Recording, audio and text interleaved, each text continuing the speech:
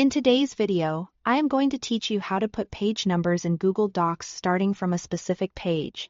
This is perfect when you want your title page and table of contents to stay unnumbered, and the numbering to begin on the next page as page 1. First, place your cursor at the very end of the page just before the page where you want numbering to begin.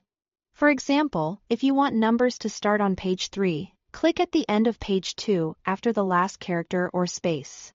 This placement is important because we're about to split the document into sections.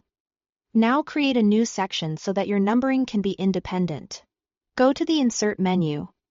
Choose Break, and then select Section Break Next Page. You'll see your cursor jump to the top of the next page. That new page is the start of a separate section. Next, you'll unlink this new section's header or footer from the previous one. Click into the header or footer area on the page where you want numbering to start and double-click to open it. In the header or footer toolbar, uncheck Link to Previous. This tells Google Docs that what appears in this section's header or footer should not be tied to the earlier pages, which is the key to starting page numbers later in the document. With your cursor still in that header or footer, add the page numbers. Go to Insert, then Page Numbers, and choose the position you prefer. Either top or bottom, you'll see a number appear where you placed it. If the number that appears isn't starting at 1, adjust it so your first numbered page is labeled 1. Click directly on the page number you just inserted. Then, in the small toolbar that appears, select Options. Choose Page Numbers.